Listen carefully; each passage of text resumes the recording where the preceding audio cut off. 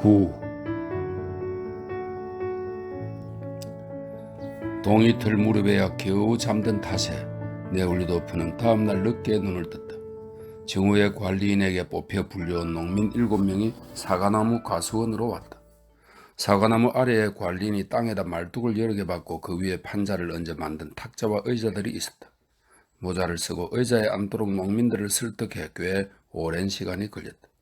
오늘 깨끗한 각반을 차고 나무껍질 신발을 신은 전직 병사는 군대의 장례식에서 하듯 너덜너덜한 모자를 가슴 앞에 꽉 쥐고 유난히 완강하게 서 있었다. 그들 중 미켈란젤로의 모세처럼 반백의 곱슬곱슬한 턱수임에 존경할 만한 풍모와 떡 벌어진 어깨를 하고 햇볕에 그을린 벗어진 갈색 이마 주위로 하얗게 센 풍성한 곱슬머리를 늘어뜨린 노인이 크다란 모자를 쓰고 집에서 만든 새 카프탄의 앞섭을 여미면서 비집고 들어와 의자에 앉으니 나머지 사람들도 그대로 따라했다. 다들 자리를 잡고 앉자 네올리도프가 맞은편에 앉아서 탁자에 팔꿈치를 괜 채 서류에 적힌 그의 계획안을 설명하기 시작했다. 농민들의 수가 적어서인지 혹은 자신이 아닌 일에 몰두해서인지 이번에 그는 전혀 당혹감을 느끼지 않았다. 자신이 아닌 일?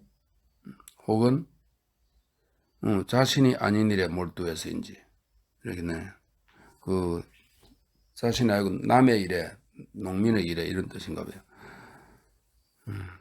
무심결에 네올리도프는 어깨가 벌어지고 하얗게 센 곱슬곱슬한 턱수염을 늘어뜨린 노인이 찬성이나 반박을 해주길 기대하며 주로 그를 향해 이야기했다. 그러나 네올리도프의 짐작은 어긋났다. 다른 농민들이 반박할 때면 점잖은 노인은 족장 같은 분위기를 풍기는 잘생긴 머리를 찬성하듯 끄덕이거나 인상을 쓰며 절레절레 흔들었다. 그렇지만 네올리도프가 하는 말을 아주 힘겹게, 그것도 다른 농민들이 그의 말을 자기들 언어로 바꾸어 말할 때에야 겨우 이해하는 것처럼 보였다. 네올리도프의 말을 훨씬 잘 이해한 사람은 족장처럼 보이는 노인과 나란히 앉은 애꾸는 노인이었다. 체구가 작고 수염이 거의 없는 노인은 헝겊을 덧댄 난징 무명 코트를 입고 국 가장자리가 낡은 낡은 부츠를 신었다. 네올리도프가 나중에 알게 된 바로는 빼치카를 만드는 기술공이었다. 그 사람은 눈썹을 실룩이며 네올리도프가 하는 말에 주의를 쏟다가 그 말을 즉각 자기식으로 바꾸어 말했다. 턱수염이 하얗고 눈이 지혜롭게 반짝이는 작고 다부진 노인도 이해가 빨랐다. 그는 모든 기회를 살려 네올리도프의 말에 익살맞고 냉소적인 의견을 덧붙였다. 그런 말로 자신을 과시하고 싶은 눈치였다. 머저리같이 군인 신용을 내고 무의식한 군대식 말투를 쓰는 습관 때문에 당황하지만 않았다면 전직 병사 역시 문제를 이해할 수 있을지 모른다. 이 문제에 가장 진지한 태도를 보인 사람은 낮고 굵은 목소리로 말하는 남자였다. 코가 길고 턱수염이 적고 키가 큰 남자는 집에서 지은 깨끗한 옷을 입고 새 나무껍질 신발을 신었다. 그 남자는 모든 것을 이해했고 필요한 경우에만 말했다. 나머지 두 노인은 주의 깊게 듣고는 있었지만 줄곧 침묵하다시피 했다. 한 명은 바로 전날 모임에서 네올리도프의 모든 제안에 소리 높여 단호히 거부하던 이가 없는 노인이었고, 또 다른 한 명은 키가 크고 머리카락이 하얗고 얼굴이 선량해 보이는 절름발이 노인으로 야윈 다리에 하얀 각반을 단단히 감싸고 밭일할 때 신는 단화를 신고 있었다. 네올리도프는 가장 먼저 토지 소유에 대한 견해를 밝혔다.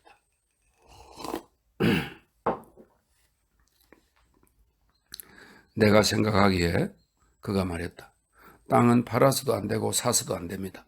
땅을 파는 게 허용되면 돈을 가진 사람들이 전부 사들여 땅이 없는 사람들로부터 땅을 사용할 권리에 대한 대가로 자신들이 원하는 것을 취할 테니 말입니다. 땅 위에 서 있는 것에 대해서도 돈을 받아낼 겁니다. 그는 스펜서의 논거를 들며 이렇게 덧붙였다.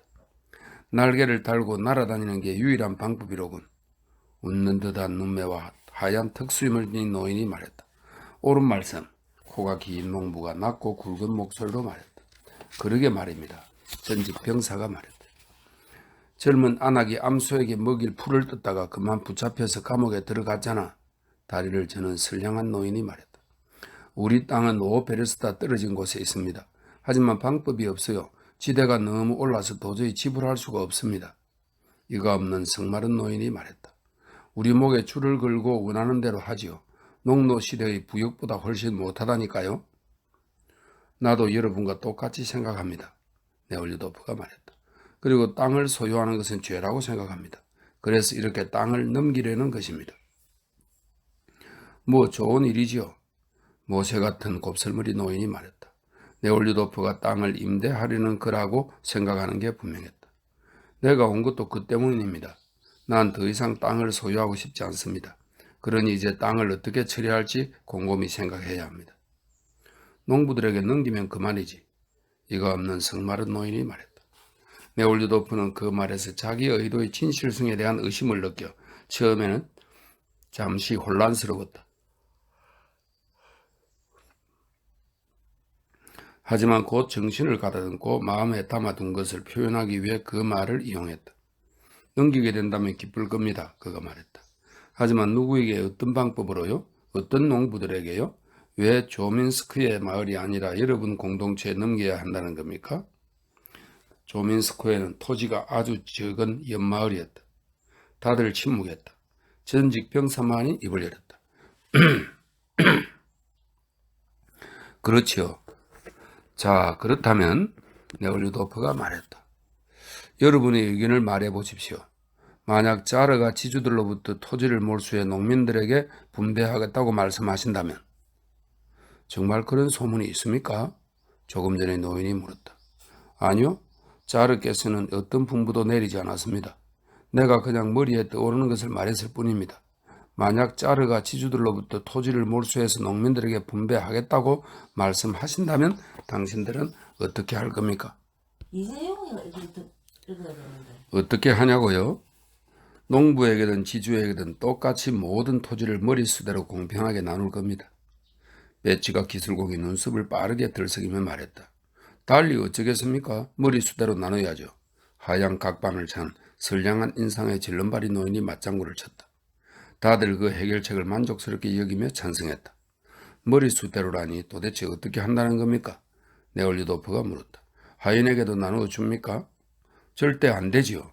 전직 병사가 쾌활하고 활기차게 보이려고 애쓰며 말했다. 하지만 분별력을 갖춘 키 큰 농민은 그 의견에 찬성하지 않았다. 나누겠다면 모두에게 똑같이 주어야지요. 잠시 생각해 본 후 그는 특유의 낡고 굵은 목소리로 대답했다. 안 됩니다. 미리 반박을 준비해둔 네올리도프가 말했다. 누구에게나 똑같이 나눈다면 노동하지 않고 경작하지 않는 모든 이들, 그러니까 지주, 하인, 요리사, 관리, 서기, 도시의 모든 사람들이 자기 몫을 부자에게 팔 겁니다. 그러면 땅은 다시 부자에게 모입니다. 자기 몫의 땅을 일구며 살던 사람들은 식구가 늘 텐데 땅은 이미 분배가 끝난 상태죠. 부자들은 토지가 필요한 사람들을 다시 수중에 넣게 됩니다. 맞습니다. 병사가 황급히 맞장구를 쳤다. 땅을 팔지 못하게 금지해야 합니다. 직접 경작하는 자만이 땅을 갖게 해야 해요. 배치가 기술공이 매섭게 병사의 말을 가로막았다. 이에 대해 네올리도프는 누가 스스로를 위해 경작하고 누가 남을 위해 경작할지 분간하기는 불가능하다고 반박했다. 그때 분별 있는 키 큰 농부가 모든 사람이 조합을 결성해 다 함께 경작하도록 하자고 제안했다. 그리고 경작하는 사람에게 농산물을 나눠주면 되지요. 경작하지 않는 사람에게는 아무것도 주지 말고요. 그가 특유의 단호하고 굵은 목소리로 말했다. 이런 코무니즘적인 계획에 대해서도 네올리도프는 역시 논거를 갖고 있었다. 그는 이렇게 반박했다. 그러려면 모든 사람에게 쟁기가 있어야 하고 말들이 똑같아야 하고 아무도 뒤처지지 않아야 하고 말이며 쟁기며 도리깨며 다른 모든 도구들이 공용이어야 한다. 그리고 이런 제도를 실시하기 위해서는 모든 사람들의 동의가 필요하다. 우리 농민들이 평생 의견이 맞을 리가 있나? 성마른 노인이 말했다. 주먹 다짐이 그칠 새 없지. 하얀 턱수염과 웃는 눈을 지닌 노인이 말했다. 옆편년들이 서로 눈가를 뽑으려 들걸? 그럼 토지를 고려할 경우에는 어떻게 땅을 분배해야 할까요? 네올리도프가 말했다. 무슨 기준으로 어떤 사람에게는 흑토를 주고 또 어떤 사람에게는 점토나 모래를 줍니까? 모든 사람에게 똑같이 나누어 주려면 몫이 작아지겠죠. 배치가 기술공이 말했다. 이에 대해 네올리도프는 지금 논의의 핵심은 공동체 안에서만 땅을 분배하는 게 아니라 여러 현해결체 전체적으로 분배하는 것이라고 반박했다. 땅을 농민들에게 무상으로 분배할 경우 도대체 어떤 근거로 어떤 이들은 좋은 땅을 또 어떤 이들은 나쁜 땅을 소유한단 말인가? 모두 비옥한 땅을 원한다. 그렇지요. 병사가 말했다.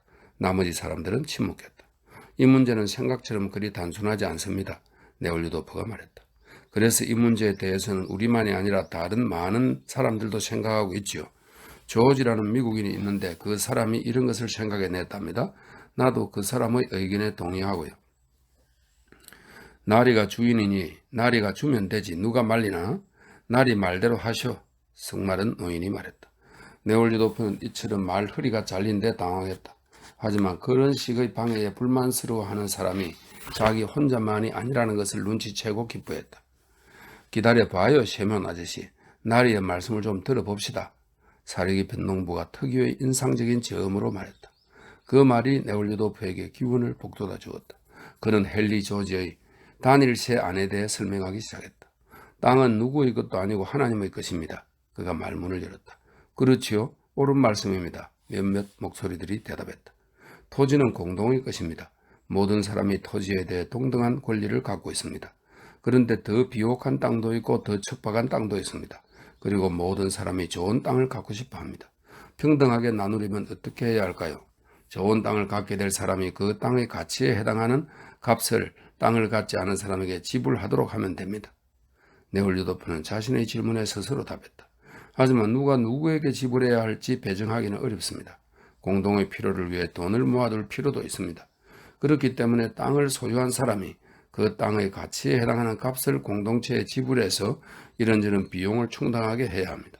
그러면 모두가 공평해지겠죠. 땅을 갖고 싶으면 좋은 땅에 대해서는 더 많이 지불하고 나쁜 땅에 대해서는 덜 지불하면 됩니다. 땅을 갖고 싶지 않으면 돈을 지불하지 않아도 됩니다. 그 사람이 공동체 경비를 위해 내야 할 할당금은 땅을 소유하는 사람이 대신 지불할 겁니다. 옳습니다. 배치가 기술공이 눈썹을 꿈틀거리며 말했다. 더 좋은 땅을 가진 사람이 돈도 더 많이 내야죠. 그 조지라는 사람, 머리가 있는 사람일세. 곱슬거리는 턱수염을 지닌 위풍당당한 노인이 말했다. 다만 지불할 금액이 우리 능력을 넘지 않아야 할 텐데. 키 큰 사람이 낮고 굵은 목소리로 말했다. 사안이 어디로 흘러갈지 이미 내다본 듯 했다. 지불액은 너무 비싸지도 너무 싸지도 않아야 합니다. 너무 비싸면 사람들이 지불을 못해서 손실이 발생할 테고 또 너무 싸면 다들 서로의 땅을 사들이려 해서 토지 매매가 시작될 겁니다. 자, 지금까지 말한 것이 바로 내가 여러분의 마음에서 하고자 하는 것입니다. 옳습니다. 그 말이 맞아요. 뭐 나쁘지 않군요. 농부들이 말했다. 머리가 있어. 구불거리는 턱수염이 나고 어깨가 떡 벌어진 노인이 같은 말을 되풀이했다. 그 조지라는 사람 말이야. 그런 생각을 해내다니. 그럼 제가 토지를 받기를 바란다면 어떻게 해야 합니까? 관리인이 미소를 지으면서 말했다. 혹시 빈자리가 있으면 그걸 받아서 일을 해요. 네올리도프가 말했다. 자네가 왜? 자네는 이대로도 배가 부르잖아. 웃는 듯한 눈매의 노인이 말했다. 이것으로 협의는 끝났다. 네올리도프는 다시 한번 자신의 제안을 말했다. 하지만 당장 대답을 요구하지 않고 공동체와 상의한 다음에 와서 답변해 주길 바란다고 조언했다. 농부들은 공동체와 의견을 나누어 보고 나서 답변을 주겠다고 말한 후 작별 인사를 하고 흥분한 상태로 떠났다. 길을 따라 멀어져가는 농부들의 커다란 말소리가 오랫동안 들려왔다. 그리고 늦은 밤까지 웅성거리는 그들의 목소리가 강을 따라 마을 쪽으로 실려왔다. 다음 날 농부들은 일을 하지 않고 주인의 제안에 대해 상의했다. 공동체는 두 편으로 갈렸다. 한편은 주인의 제안이 유익하고 안전하다 인정했으며 다른 편은 그 제안에 모략이 숨어있다 생각했고 그 실상을 알 수 없다는 점 때문에 특히 두려워했다. 하지만 셋째 날 다들 주인이 제시한 조건을 받아들이는 데 동의했고 공동체 전체의 결정을 알리기 위해 네올리도프를 찾았다. 그들이 이렇듯 다 함께 찬성한 데는 주인의 행동에 대한 노파의 해석이 영향을 미쳤다. 그 해석은 노파들의 찬성을 이끌어냈고 기만에 대한 온갖 우려를 말끔히 없애주었다. 노파는 주인이 영혼에 대해 생각하기 시작했으며 영혼의 구원을 위해 이렇게 행동하는 것이라고 설명했다. 네올리도프가 파노브 마을에 머물 때 거지들에게 준 큰 금액이 이러한 설명을 뒷받침했다. 네올리도프는 이곳에서 처음으로 농민들이 처한 빈곤과 혹독한 생활을 알게 됐고 그 빈곤에 충격을 받은 나머지 현명한 행동이 아닌 줄 알면서도 돈을 주지 않을 수 없었다. 네올리도프가 직선을 베푼 것은 그런 이유 때문이었다. 지난해 쿠즈민스코에의 숲을 매각한 데다 농기구를 판매한 성금이 들어와 지금은 특히 그의 수중에 돈이 많은 상태였다. 지주가 애원하는 사람들에게 돈을 준 사실이 알려지자 사람들, 주로 부녀자들이 무리를 지어 인근 곳곳에서 도움을 청하러 그를 찾아오기 시작했다. 그는 이들을 어떻게 대하고 누구에게 얼마를 줄 것인가를 결정할 때 무엇을 기준으로 삼아야 할지 전혀 몰랐다. 자기한테 많은 돈이 있는데 도움을 청하는 사람들, 그것도 가난한 게 분명한 사람들에게 돈을 주지 않는 것은 도저히 있을 수 없는 일처럼 느껴졌다. 하지만 간청하는 사람들에게 무작정 돈을 주는 것은 별 의미가 없었다. 이런 처지에서 벗어날 유일한 방법은 떠나는 것이었다. 그는 서둘러 이를 실행에 옮겼다. 파노브에서 보낸 마지막 날, 그는 본처에 들어가 남은 물건들을 정리하는 데 몰두했다. 물건들을 정리하다가 고모들이 쓰던 사자머리에 청동고리가 달리고 가운데가 불록한 낡은 마호가니 속옷장의 아래칸 서랍에서 많은 편지와 그 사이에 낀 사진 한 장을 발견했다. 소피아 이바노브나, 마리아 이바노브나, 대학생 시절의 그 순수하고 싱그럽고 아름답고 생명의 기쁨에 넘치는 카추샤가 함께 찍은 사진이었다. 집안에 있던 모든 물건들 가운데 네올리도프는 편지들과 이 사진만 챙겼다. 나머지는 전부 방앗간 주인에게 남겼다. 늘 방글거리는 관리인의 추천으로 그가 파노브의 저택, 괄호 열고 해체해서 운반해 가기로 했다. 그가 파노브의 저택과 가구 일체를 10분의 1 가격에 사들였다. 쿠즈민스코의 마을에서 재산을 잃는 것에 대해 아쉬워하던 감정을 새삼 떠올리면서 네올리도프는 자신이 어떻게 그런 감정을 느꼈을까 놀라워했다. 지금 그는 여행자가 새로운 땅을 발견했을 때 느낄 법한 어떤 새로움의 감각과 그칠 새 없이 샘솟는 해방의 기쁨을 느꼈다. 10번째 글입니다. 이번에 돌아왔을 때 도시는 네올리도프에게 유난히 기묘하고 새로운 충격으로 다가왔다. 그는 저녁에 가로등 불빛을 받으며 역에서 집으로 돌아왔다. 방마다 아직 나프탈리 냄새가 풍겼다. 방마다 아그라페나 페트로브나와 코르네이 둘 다 기진맥진하고 불만에 차 있으며 오로지 널고 말리고 보관할 때 외에는 아무 쓰임새가 없는 세간을 정리하는 문제로 이미 다투기까지 했다. 네올리도프의 방은 비어 있었지만 아직 정리가 되지 않은 데다 여행 가방들에 막혀 들어가기도 힘들었다. 그래서 네올리도프의 도착은 어떤 기이한 타성에 의해 이 집에서 벌어지고 있는 일에 확실히 해가 되었다. 농촌의 궁핍을 본 후 이 모든 일의 명백한 어리석음이 너무도 불쾌하게 느껴진 나머지 그는 누이가 와서 집안에 있는 모든 세간을 최종적으로 처리할 때까지 아그라페나 페트로브나가 그녀의 생각대로 세간을 정리하도록 내버려 두고 자신은 다음날 호텔로 거처를 옮겨야겠다고 결심했다. 네올리도프는 아침에 집을 나와 감옥 근처에서 가장 먼저 눈에 띈 매우 수수하고 지저분한 가구 딸린 방 2개짜리 셋집을 구한 후 집에서 자신이 골라놓은 물건들을 그곳으로 옮기도록 지시하고 변호사를 만나러 갔다. 밖은 추웠다. 폭풍우가 지나가고 나자 봄이면 대개 그렇듯 추위가 닥쳤다. 공기가 어찌나 차고 바람이 어찌나 매서운지 여름 외투를 입은 네올리도프는 몸이 얼어붙는 것 같아 몸을 덮이기 위해 걸음을 빨리 했다.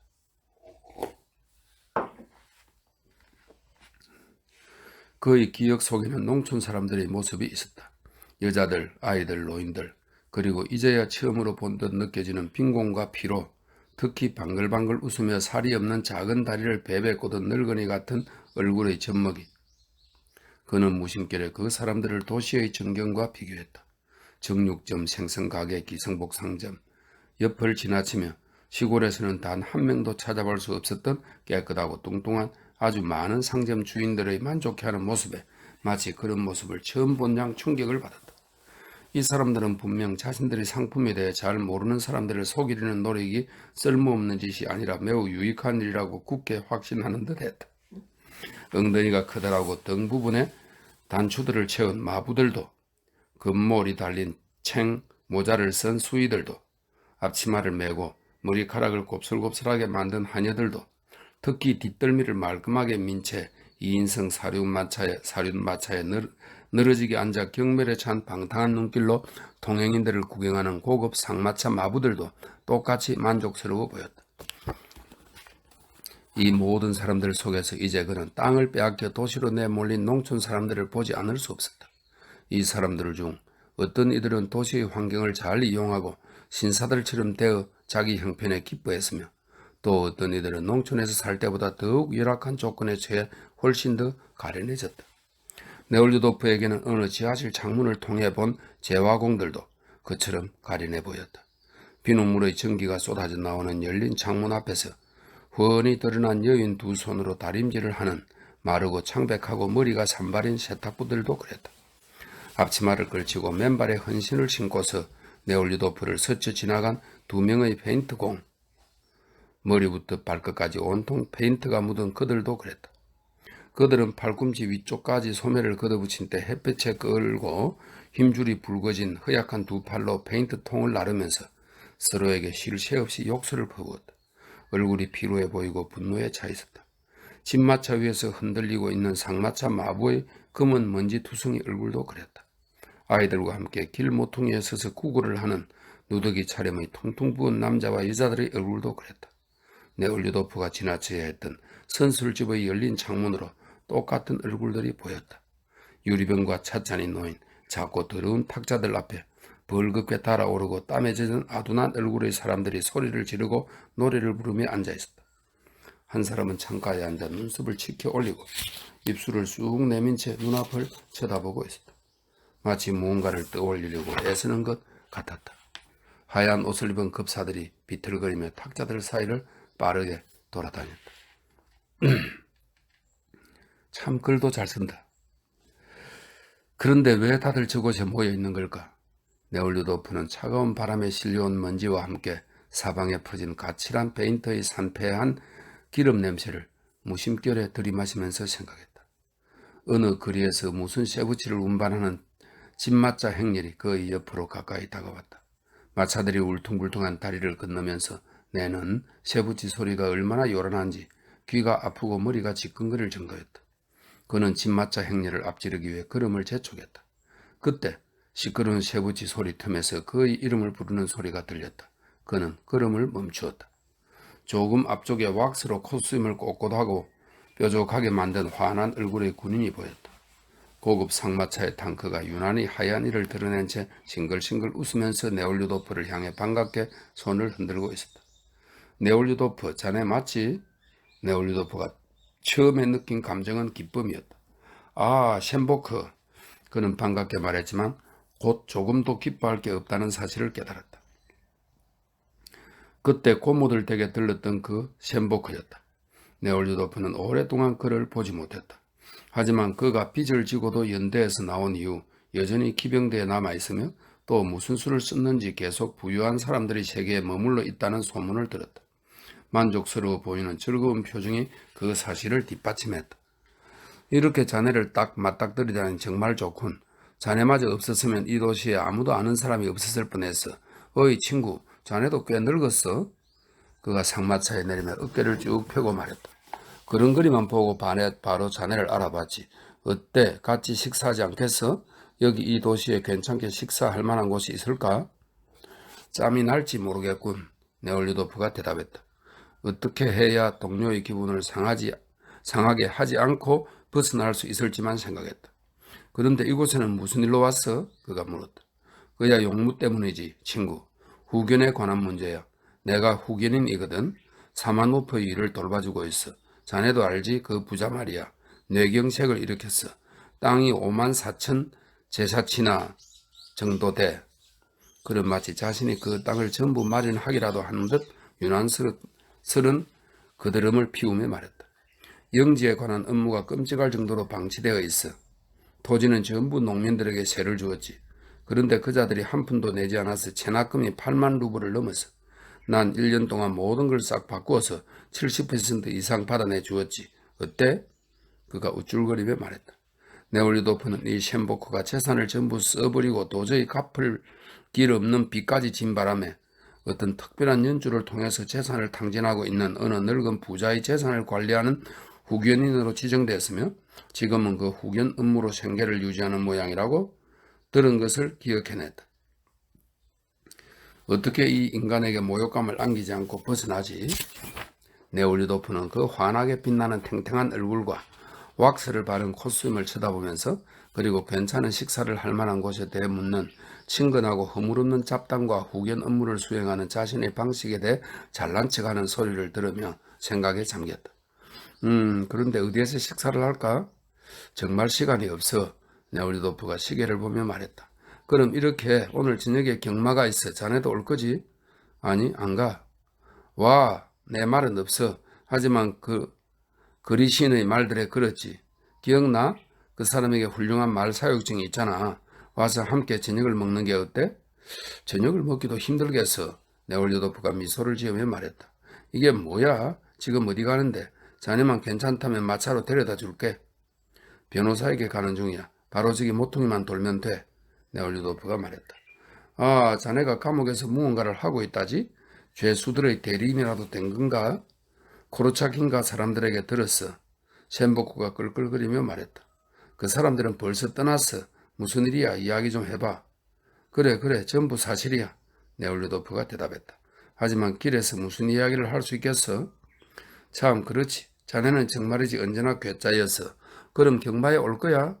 아니, 갈 수도 없고 가고 싶지도 않아. 제발 화내지 마. 화를 내다니.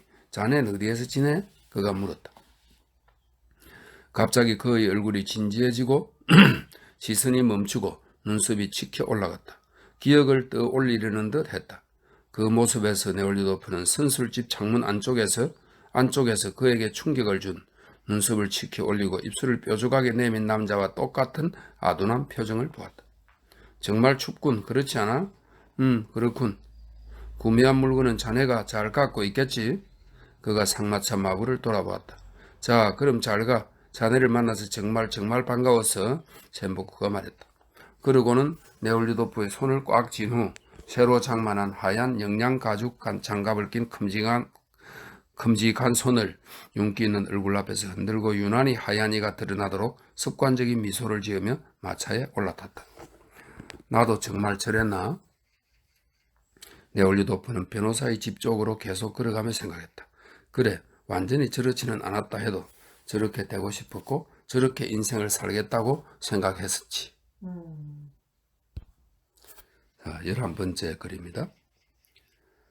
변호사는 순번을 무시하고 네올리도프를 맞아들이더니 곧바로 맨쇼프 모자 사건에 대한 이야기를 꺼냈다. 그는 그 사건 기록을 읽은 후 근거가 불충분한 기소에 붕괴한 상태였다. 불쾌하기 짝이 없는 사건입니다. 그가 말했다. 집주인이 보험금을 받으려고 방화를 저질렀을 확률이 아주 높습니다. 하지만 문제는 맨쇼프 모자 유저가 전혀 입증되지 않았다는 점입니다. 어떤 물증도 없어요. 그렇게 된 건 예심 판사의 유난스러운 열성과 검사보의 무관심 때문입니다. 지방이 아니라 여기에서 사건을 심리하기만 해도 승소를 보장할 수 있는데요. 수임료도 받지 않을 거고요. 자, 다른 건입니다만 페도시아 비류코바 말입니다. 배합계 올리는 탄원서는 작성해 두었습니다. 베테르부르크로 갈 때 가져가십시오. 직접 제출하면서 청원하는 편이 좋습니다. 그렇지 않으면 그쪽에서 법무부에 조회를 할 테고 법무부는 한시바삐 어깨의 짐을 내려놓는 방향으로 답변할 겁니다. 즉 기각하는 거죠. 그럼 전부 허사가 됩니다. 그러니 고위직 인사들을 면담할 수 있도록 하셔야 합니다. 폐하를요? 네올리도프가 물었다. 변호사가 소리내 웃었다. 그건 그야말로 최고위직이고요. 그러면 최종심이 될 겁니다. 고위직이란 청원위원회의 비서나 주임 정도를 뜻합니다. 자, 이제 다 끝난 건가요? 아니요. 여기 분리파 교도들이 나에게 쓴 편지가 있습니다. 네올리도프가 호주머니에서 분리파 교도의 편지를 꺼내며 말했다. 그 사람들이 쓴 내용이 사실이라면 정말 놀라운 사건입니다. 오늘 그 사람들을 만나 어떻게 된 일인지 알아볼까 합니다. 보아하니 당신은 감옥의 모든 불평을 빨아들이는 깔때기나 병목이 된 것 같습니다. 변호사가 빙그레 웃으며 말했다.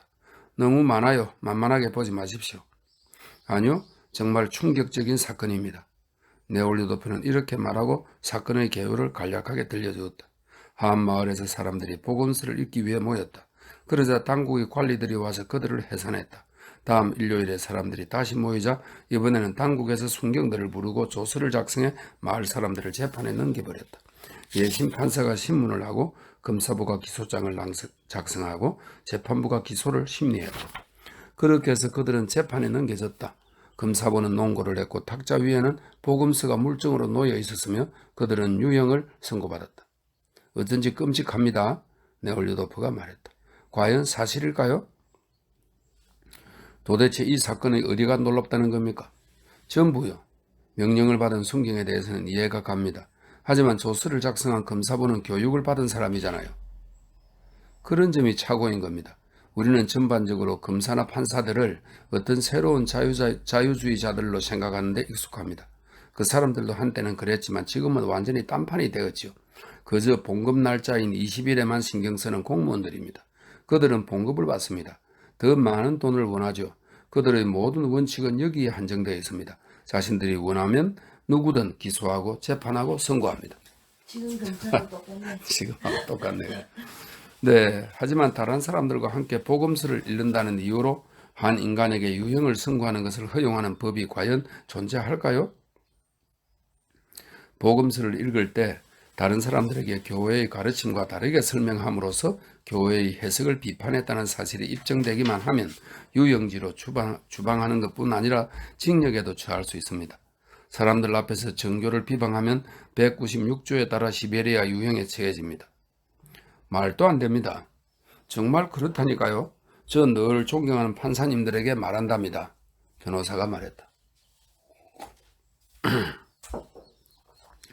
그분들을 볼 때마다 고마운 마음을 금할 수 없다고 말이죠. 제가 감옥에 있지 않은 것은 또한 당신과 우리 모두가 감옥에 있지 않은 것은 오로지 그분들의 친절 덕분이니까요. 우리 한 사람 한 사람으로부터 특권을 박탈하고 유형지로 보내는 것은 대단히 쉬운 일이거든요. 하지만 그처럼 모든 것이 검사들 그리고 법을 적용하거나 적용하지 않을 수 있는 인물들의 전형에 좌우된다면 도대체 무엇 때문에 재판을 한단 말입니까? 변호사가 재미있다는 듯이 웃음을 터뜨렸다. 대단한 질문을 하시는군요. 참나, 이보세요. 그런 건 철학의 영역입니다. 이 문제를 논해보는 것도 괜찮겠죠. 토요일에 오십시오. 우리 집에서 학자와 문인과 예술가를 만나보시죠. 그때 일반 문제들에 대해 함께 이야기해보지요. 변호사가 일반 문제들이라는 단어에 냉소적인 의감을 담아 말했다. 제 아내를 만나신 적이 있지요? 오십시오. 네, 노력해보겠습니다. 네올리도프는 자신이 거짓말을 한다고 느끼며 대답했다.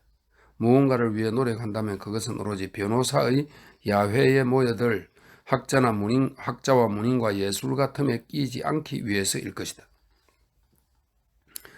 판사들이 자기 마음대로 법을 적용하거나 적용하지 않을 수 있다면 재판에 무슨 의미가 있느냐는 네올리도프의 말에 변호사가 보인 웃음. 변호사가 철학이니 일반 문제들이니 하는 말을 언급할 때의 의도는 네올리도프와 변호사가 아마도 변호사의 친구들까지 완전히 다른 식으로 사물을 본다는 점, 셴보크 같은 옛 친구들과 지금의 자신 사이에 놓인 간극이 아무리 크다 한들 네올리도프가 변호사와 그의 서클 사람들한테 느끼는 거리감이 그보다 훨씬 크다는 점을 네올리도프에게 보여주었다.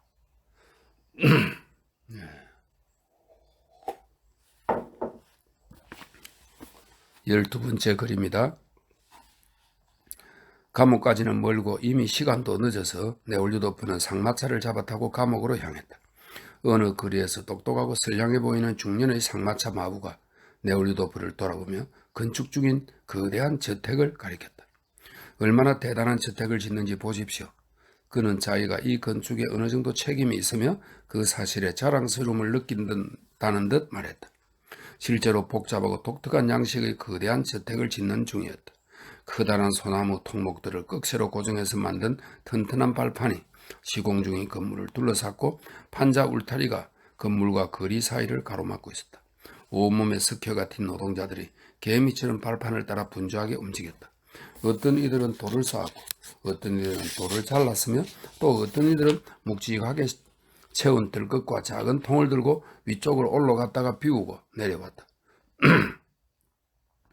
건축가인 듯한 뚱뚱하고 잘 차려입은 신사가 발판 옆에 서서 공손히 귀를 기울이는 블라지미르 현 출신의 고용자에게 위쪽의 무언가로 가리켜 보이며 말을 하고 있었다. 빈 진마차들이 건축가와 고용자 옆을 지나 대문 밖으로 나가고 화물을 실은 진마차들이 안으로 들어갔다. 그런데 일을 시키는 사람들뿐 아니라 일하는 사람까지 어떻게 모두가 당연한 이런 식으로 되어야 한다고 확신하는 걸까? 집에서는 임신한 아내들이 힘겨운 노동을 하고 조각천을 기운 모자를 쓴 채 작은 발을 버둥거리며 늙은이 같은 얼굴로 방글거리는 자식들이 머자나 굶어 죽을 형편인데 어떻게 저들은 자기들을 파괴하고 강탈한 사람들 중 한 명인 어느 무의미하고 불필요한 인간을 위해 이처럼 무의미하고 불필요한 궁전을 지어야 한다고 확신하는 걸까? 네올리도프는 그 집을 보면서 생각에 잠겼다. 그래, 무의미한 건물이야. 그가 생각을 소리내어 말했다. 어째서 무의미하다는 겁니까? 상마차 마부가 화를 내며 반박했다. 덕분에 사람들이 일거리를 얻는데요. 무의미하지 않습니다. 하지만 불필요한 일이지 않습니까? 짓고 있다는 것 결국 불필요하다는 뜻이겠죠. 짓고 있다는 건 상마차 마부가 반박했다. 사람들이 그거로 밥벌이를 하잖아요. 네올리도프는 입을 다물었다. 더욱이 요란한 바퀴 소리 때문에 말을 하기도 힘들었다. 감옥에 가까워지자 마부는 포석이 깔린 도로에서 흙이 덜핀 가도로 방향을 틀었다. 말하기가 수월해지니 그는 다시 네올리도프를 돌아보았다. 그리고 요즘 얼마나 많은 사람들이 도시로 몰려드는지 끔찍할 정도랍니다. 그가 마부석에서 돌아앉더니 어깨에 톱이며 도끼며 방코트며 자루를 쥐고 맞은편에서 걸어오는 농촌 노동자 무리를 가리켜 보이며 말했다. 예전보다 많은 편인가요? 네올리도프가 물었다. 물론이죠. 올해는 어느 일자리든 사람들이 너무 몰려들어서 끔찍할 정도예요. 고용주들은 사람들을 대패밥처럼 아무렇게나 취급하지요. 어디로 가나 사람들로 넘쳐난답니다. 그건 왜 그렇습니까? 사람이 너무 많아져서 그렇죠. 갈 데가 없어요. 그렇게 많은 사람들이 몰려든 이유가 뭐죠? 왜 농촌에 남아있지 않고요? 농촌에는 할 일이 없어요. 땅이 없는걸요. 네올리도프는 아픈 곳을 부딪힐 때 같은 느낌을 경험했다. 뜻하지 않게 늘 아픈 곳만 부딪히는 것 같았지만 그것은 단지 아픈 자리를 부딪힐 때만 뚜렷이 감지하기 때문일 것이다. 정말 어디에서나 똑같은 일이 벌어지나? 그는 잠시 생각하다가 상마차 마부에게 그의 마을에는 토지가 얼마나 되는지, 마부가 소유한 토지는 얼마나 되는지, 왜 그는 도시에서 지내는지 이것저것 묻기 시작했다. 우리 마을에서는요, 날이 1인당 1제사치나의 땅을 가진답니다. 우리 집은 3명분의 땅을 갖고 있지요. 상마차 마부는 기꺼이 이야기를 들려주었다. 우리 집에는 아버지와 형이 한 명 있어요. 형이 하나 더 있는데 군대에서 복무 중이죠. 농사는 아버지와 형 둘이서 해나가고 있죠. 하지만 농사라고 해봤자 할 일도 없는걸요. 그래서 형도 모스코바로 오고 싶어 하죠. 토지를 빌릴 수는 없나요? 요즘 같은 때 어디에서 빌립니까? 예전 지주들은 땅을 전부 말아먹었어요. 상인들이 토지를 전부 수중에 넣었지요. 그들의 땅은 빌릴 수 없어요. 직접 경작하거든요. 우리 마을의 토지를 소유한 이는 프랑스인이랍니다. 우리의 옛 지주에게서 사들였죠.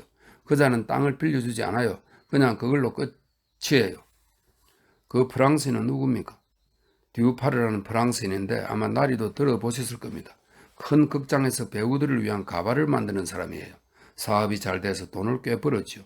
우리 마님의 영지를 전부 사들였어요. 이제 그가 우리의 주인입니다. 자기 마음대로 우리를 부리지요. 다행히 그자는 좋은 사람입니다. 하지만 그 옆에 내가 러시아 여자인데 완전히 개같은 년이랍니다. 사람들을 갈취해요. 끔찍합니다. 자, 감옥에 다 왔습니다. 어디로 모실까요? 마차 승강장으로 갈까요? 제 생각에는 아마 들여보내주지 않을 것 같습니다만.